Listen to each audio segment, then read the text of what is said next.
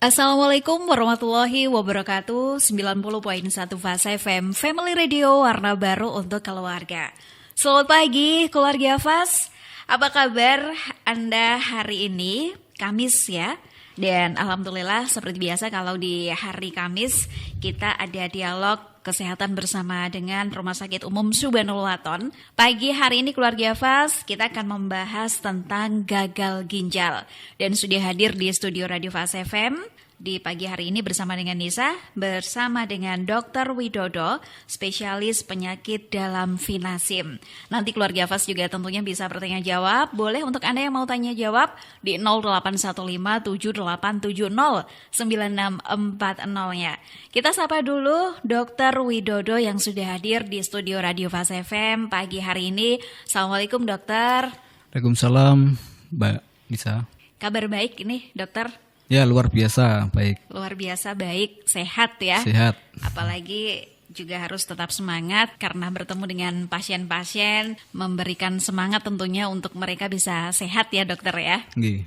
Ya, dan untuk Anda keluarga Fas nanti yang mau bertanya dengan Dr. Widodo pagi hari ini, Anda bisa manfaatkan 0815 78709640-nya. Dr. Widodo, pagi ini tema kita adalah gagal ginjal ya. Apalagi dokter sebagai dokter spesialis penyakit dalam Finasim.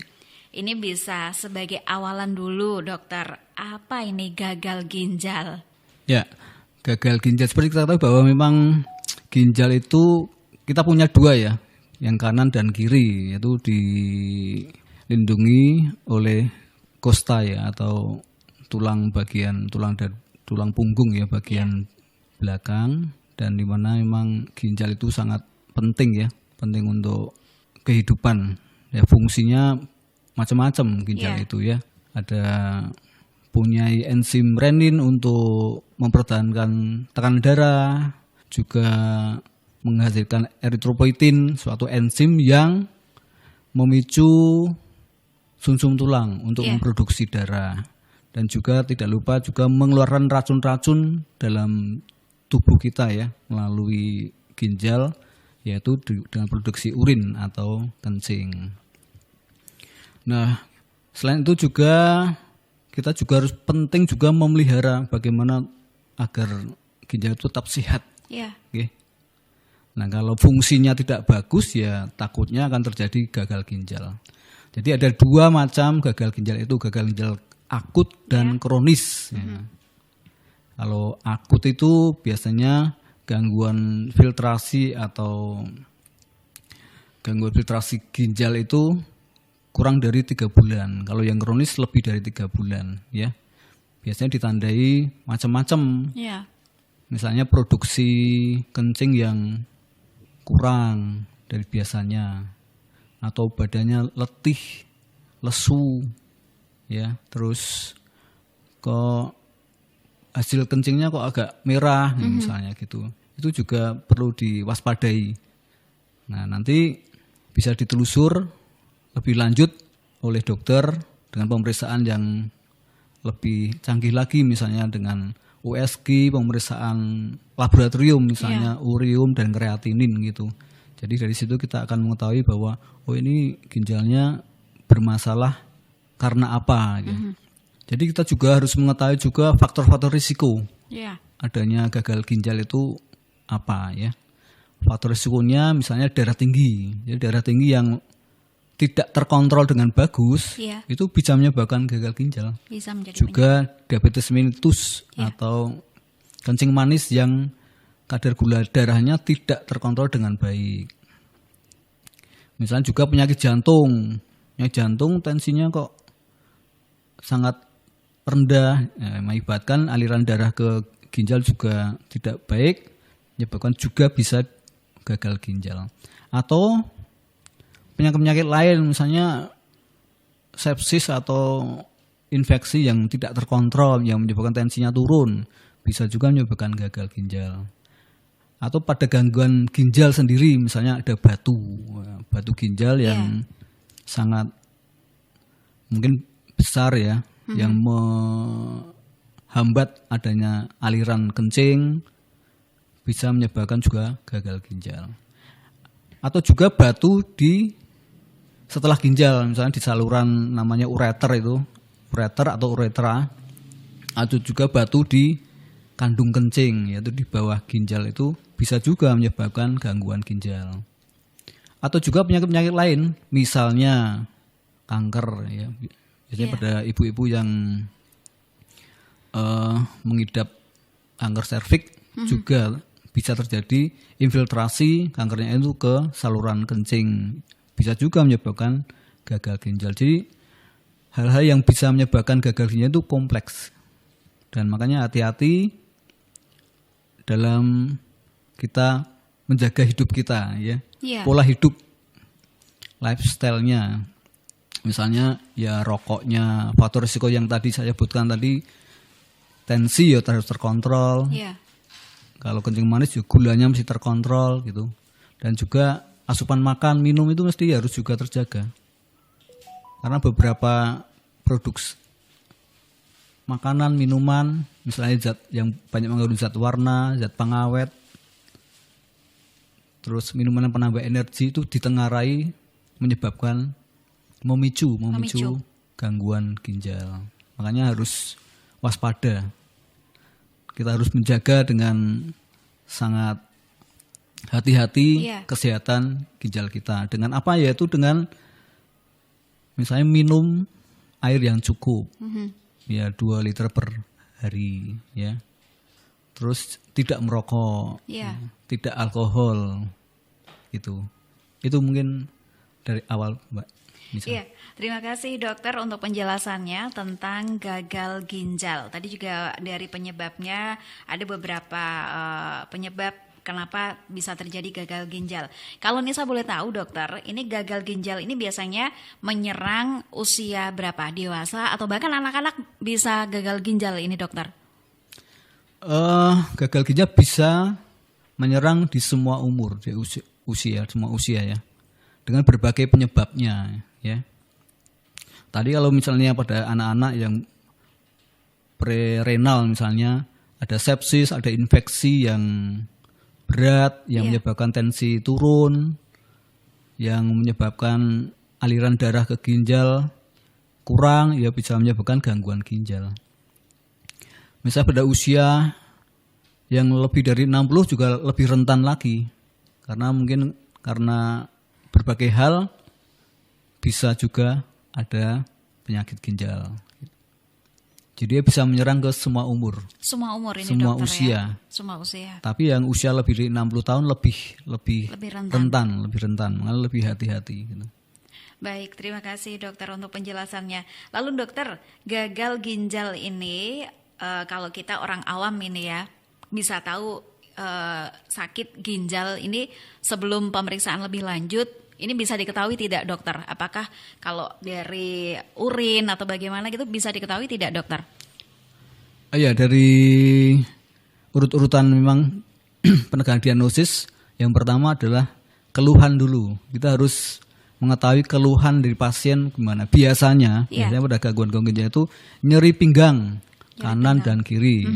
Kan posisi ginjal kita kan di pinggang dan kanan dan kiri ya. Yang hilang timbul atau terus-menerus juga bisa. Yang kedua, urinnya ya, produksi urin kurang atau produksi urin merah. Atau juga kok lemes-lemes gitu. Terus anemia biasanya pada pasien-pasien yang kurang darah, tekanan darah tinggi. Nah itu harus waspada, itu mesti dicek itu fungsi ginjalnya, urin dan kreatinin. Karena ada trias atau 3 penanda ya, penanda yang perlu diwaspadai, yaitu darah tinggi, anemia, terus fungsi ginjal yang kurang, yaitu urin kreatinin yang tinggi. Itu mesti dicek itu. Dan juga pasien-pasien yang juga yang odim atau bengkak seluruh tubuh. Karena salah satu fungsi ginjal adalah filtrasi. Ya. Filtrasi itu menyaring darah. Nah, kalau pada gagal ginjal itu protein atau albumin dalam tubuh kita itu keluar di urin. Jadi karena fungsi ginjal yang menyaring itu dalam tanda petik bocor, makanya urinnya mengandung albumin atau protein, yang dimana albumin protein itu menjaga supaya tubuh kita tidak bengkak. Kalau produksi, maksudnya urin banyak mengandung protein atau albumin, ya tentu saja kandungan protein atau albumin dalam tubuh akan kurang, yang menyebabkan tubuh bengkak. Ya, salah satu tanda juga gitu, tubuh bengkak gitu. Sambil dicari penyebab yang lainnya. Oke, terima kasih dokter untuk penjelasannya. Tadi keluarga Eva sudah dijelaskan oleh dokter Widodo apa itu gagal ginjal dan beberapa penyebab serta ciri kalau seseorang ini terkena gagal ginjal. Kita akan kembali lagi tentunya setelah jeda iklan berikut ini. Tetap bersama dengan Nisa dan juga dokter Widodo di Dialog Kesehatan bersama dengan Rumah Sakit Umum Subhanul Waton. Terima kasih keluarga Fas, kembali lagi pagi ini Dialog Kesehatan bersama dengan Rumah Sakit Umum Subhanul Waton. Masih bersama dengan Dr. Widodo, spesialis penyakit dalam Vinasim. Tema kita adalah tentang gagal ginjal. Anda tentunya bisa bertanya jawab di 0815 7870 9640-nya. Dan juga yang bergabung bersama dengan kita pagi hari ini via SMS ya, di WhatsApp-nya Fas FM juga. Terima kasih. Selamat pagi, ada dari Ibu Niar ini yang ada di Muntilan ini dokter. Kalau orang sakit gagal ginjal kan dia cuci darah rutin ini dokter ya. Dan juga HB-nya rendah. Setahu saya ini dokter, kira-kira makanan untuk penambah HB yang aman untuk dikonsumsi penderita gagal ginjal ini apa dokter? Ya, kita harus mengetahui bahwa memang salah satu fungsi ginjal itu adalah mencetak dan memproduksi eritropoietin, enzim protein yang dimana memicu sumsum tulang untuk memproduksi darah. Nah, karena ginjal fungsinya sudah turun, tentu saja produksi eritropoietin akan turun. Jadi yang tentu saja sulit untuk menjaga bagaimana kadar HB-nya. Ya, memang pada pasien-pasien yang gagal ginjal kronis itu akan turun HB-nya. Ya, ya tentu saja dari pemeriksaan laboratorium yang berkala itu akan mengetahui HB-nya kadarnya berapa. Yang salah satu syarat HD untuk cuci darah adalah harus lebih dari 7. Jadi dari nanti 7. Kalau lebih HB-nya. Kalau HB-nya kurang dari 7 ya mesti ditambah darah. Baik. Ya. Nah, untuk makanannya ya makanan-makanan sehat aja, yang sayur ya, sayuran hijau gitu. Dan tentu saja memang tidak menjamin akan menaikkan karena memang fungsi ginjalnya sudah turun. Itu sudah turun. Yang tentu saja secara alamiah produksi HB-nya akan juga turun gitu. Baik.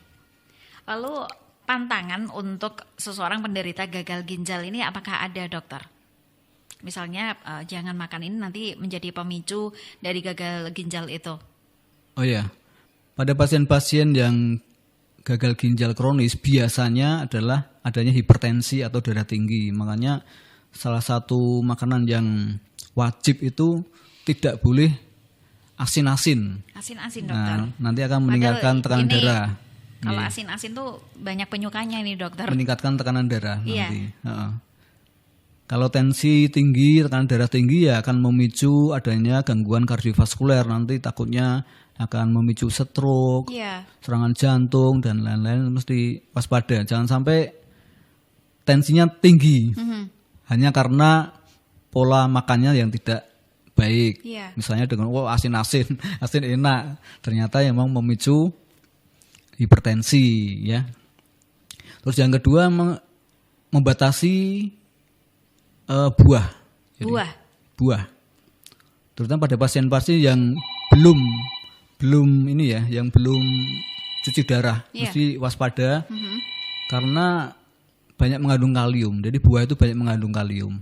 Sehingga pada gagal ginjal kadar kaliumnya akan tinggi, nanti ditambah dengan buah-buahan, tentu saja kadar kaliumnya akan tinggi dan menyebabkan hiperkalemi. Nah, hiperkalemi yang menyebabkan gangguan jantung terutama, akan menyebabkan serangan jantung. Nanti detak jantungnya malah sangat berbahaya, bisa henti jantung. Baik. Makanya harus hati-hati. Kecuali pada Jadi pasien-pasien tidak yang cuci sembarangan. rutin, cuci darah rutin, Iya, ya konsumsi buahnya ya dikurangi, jangan hampir berlebihan. semua jenis buah ini Jangan dokter. jangan berlebihan. Hampir semua buah. Oh baik.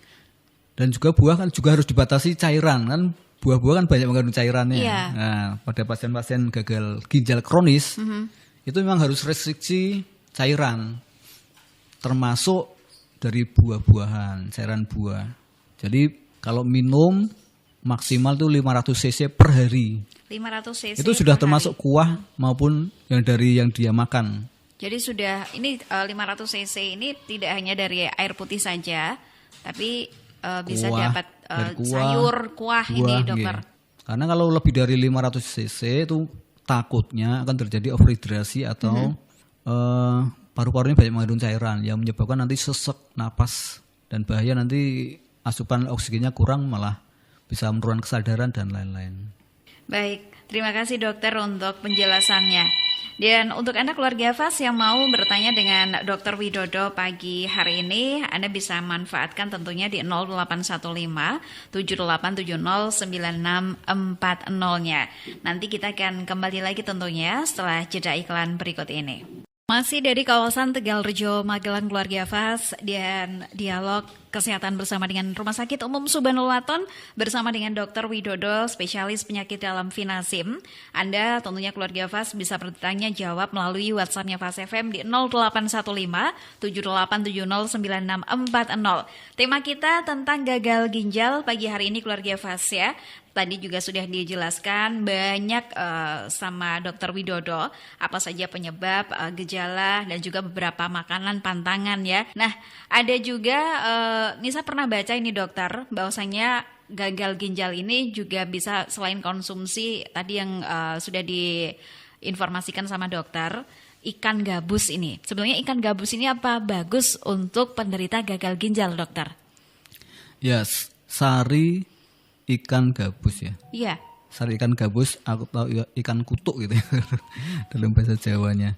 Itu memang banyak mengandung albumin. Jadi tadi sudah saya katakan memang pada pasien-pasien gagal ginjal itu kan albumin atau protein itu kan banyak keluar dari tubuh kita lewat ginjal yang bocor tadi, sehingga kandungan albumin tubuh akan turun, makanya perlu asupan. Nah, sari ikan kutuk atau ikan gabus itu ya bisa menambah pemenuhan kebutuhan albumin yang keluar tadi.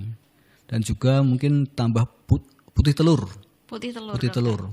Yang dipilih adalah putih telur ayam kampung. Iya, putih telur ayam kampung. Jadi fungsinya begitu. Jadi banyak mengandung albumin yang dibutuhkan oleh pada pasien-pasien yang gagal ginjal yang notabene banyak kekurangan albumin.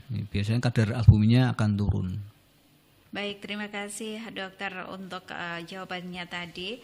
Dan tadi juga dokter sudah menginformasikan bahwasanya gagal ginjal ini ada dua, akut dan juga kronis tadi dokter ya. Lalu kalau untuk seseorang yang sudah gagal ginjal kronis, ini apakah bisa sembuh dokter?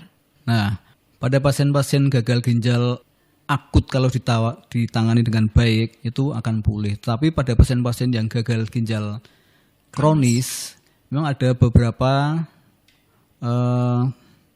tata laksana ya yang diperlukan untuk mengganti fungsi ginjal yang sudah rusak tadi. Iya. Yang pertama adalah cuci darah atau hemodialisa sebagai pengganti ginjal yang sudah rusak tadi. Makanya harus rutin. Biasanya pada pasien-pasien yang gagal ginjal kronis 2 kali seminggu. 2 kali seminggu harus melakukan cuci darah itu tadi dokter. Cuci darah. Okay. Terus yang kedua juga bisa dialisa dengan peritoneal dialisa, yaitu cuci perut. Artinya memasukkan semacam cairan yang hipertonik ke dalam kafum peritoneum. Iya. Berarti dipasang alat di perut ini untuk memasukkan cairan hipertonik. Nah, nanti secara semi permeable zat-zat yang racun itu akan ketarik dan nanti dibuang. Nah, ada cairan khusus itu, namanya Baxter itu nanti dari produksi dari farmasi. Terus Baik. yang ketiga juga, yang terakhir ya, ini adalah cangkok ginjal. Cangkok ginjal, dokter.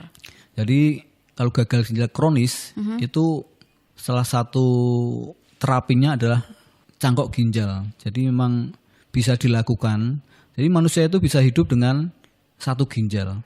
Baik. Jadi kalau misalnya gagal ginjal kronis mau cangkok ginjal ya sebaiknya dari keluarga terdekat. Keluarga yang ada gen yang sama gitu.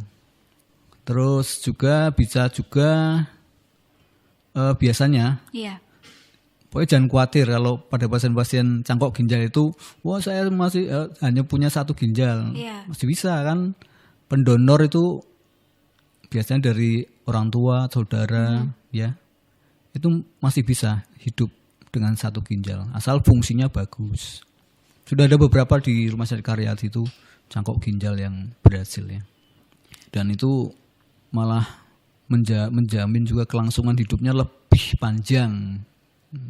Tapi memang ada beberapa syarat untuk cangkok ginjal itu, ada usia muda, terus ginjal yang pendonornya tidak rusak atau sehat dan lain-lain, dan juga tanda tangan persetujuan ya. Baik, jadi melalui proses yang panjang ini dokter ya. Nah, kalau tadi ada yang namanya harus cuci darah ketika seseorang sudah gagal ginjal kronis. Ada tidak dokter tidak usah cuci darah misalnya? Apakah memang harus dilakukan cuci darah itu? Nah, itu harus dinilai dulu. Itu sudah masuk tahap atau stadium berapa gagal ginjalnya. Jadi ada 5 stadium gagal ginjal kronis itu. Yang pertama adalah itu dihitung dari GFR-nya atau laju filtrasi glomerulusnya. Kalau stadium pertama itu GFR-nya lebih dari 90. Kalau gagal ginjal kronis stadium 2, Iya. yang GFR-nya 60 sampai 89. Kalau stadium 3 ya 30 sampai 59. Kalau stadium 4 15 sampai 29. Kalau kurang dari 15 GFR-nya itu ya satu-satunya jalan harus cuci darah. Karena fungsi ginjalnya kurang dari 15%, memang harus dicuci. Kalau enggak ya racun dalam tubuh muter-muter terus dalam tubuh ya nanti akan mengakibatkan hal-hal yang tidak diinginkan. Terutama tadi kaliumnya tinggi, nanti malah henti jantung dan lain-lain. Baik dokter, kalau ciri-ciri gagal ginjal di stadium awal ini seperti apa dokter? Nah itu memang harus ada perlu pemeriksaan lebih lanjut ya. Tadi selain dari anamnesis nyeri pinggang, terus kencingnya keruh, kencingnya sedikit, les-lesan, letih, lesu, terus tensinya tinggi. Ya itu sebaiknya perlu pemeriksaan lebih lanjut untuk laboratorium, cek ureum kreatinin atau fungsi ginjal, atau di USG kalau ada nyeri pinggang atau nyeri perut bagian bawah ya. Mungkin ada hal-hal yang perlu yang menyebabkan adanya gangguan ginjal, misalnya tadi batu atau mohon maaf tumor di bagian lain yang mendesak mendesak aliran kencing dan lain-lain. Mesti waspada. Keluhan-keluhan apapun mesti ditelusur. Gek menyebabkan itu. Memang perlu dibuktikan sampai terbukti tidak, lebih aman daripada didiamkan, ditahan-tahan, jebule fungsi ginjalnya sudah masuk dalam stadium lanjut, wah mungkin lebih memprihatinkan dibanding ada gejala awal langsung ditelusur penyebabnya apa. Nah, kalau ketahuan kan segera ditangani daripada nanti sudah masuk dalam stadium akhir malah menambah keprihatinan dan juga shock. Baik, terima kasih dokter untuk penjelasannya tadi, dan untuk Anda keluarga FAS ya, kita akan kembali lagi setelah jeda berikut ini masih bersama dengan Dr. Widodo selaku dokter spesialis penyakit dalam Vinasim dari Rumah Sakit Umum Subhanul Waton. Kembali lagi keluarga Fas, pagi hari ini dialog kesehatan bersama dengan Rumah Sakit Umum Subhanul Waton dan juga Dr. Widodo, spesialis penyakit dalam Vinasim. Tema kita adalah tentang gagal ginjal. Dan ternyata juga keluarga Fas ya, hampir di terakhir ini ya, sudah saatnya juga harus segera undur diri karena Dr. Widodo juga masih ada kesibukan lain di rumah sakit ini dokter ya. Dan untuk Anda keluarga Fas, semoga kita bisa bertemu kembali minggu depan. Pesan ini dokter untuk keluarga Fas agar bisa tetap menjaga kesehatan ataupun yang saat ini sedang sakit terkena gagal ginjal dokter. Ya, yang pertama adalah mesti harus punya harapan, ya, jangan putus asa. Terus yang kedua, harus menjalani prosedur-prosedur medis, ya, mesti harus tetap teguh. Oh, ini yang diarahkan oleh dokter. Kalau memang cuci darah teratur ya mesti dijalani, karena nanti kalau tidak teratur akan menyebabkan resiko-resiko yang lebih membahayakan tubuh ya. Terus mesti minum obat teratur, karena faktor-faktor resikonya tinggi akan terjadinya gangguan kardiovaskuler atau pembuluh darah. Misalnya obat tensinya jangan sampai tidak terminum. Kadang-kadang minum obatnya itu kan banyak, seringkali banyak ya obat darah tingginya. Tidak hanya satu obat tapi kombinasi beberapa obat untuk mengendalikan tensi. Makanya jangan jemu-jemu ya, jangan bosen. Memang itu sarana untuk menjaga kesehatan ya. Gitu saja Mbak Nisa. Baik. Terima kasih dokter untuk waktunya pagi hari ini dan alhamdulillah keluarga Fas ya bertambah ilmu kita juga tentang gagal ginjal di pagi hari ini. Semoga juga diberikan kesehatan selalu dan selamat melanjutkan aktivitasnya kembali dokter, sehat selalu. Dari kawasan Tegal Rejo Magelang, Nisa undur diri keluarga Fas. Wassalamualaikum warahmatullahi wabarakatuh.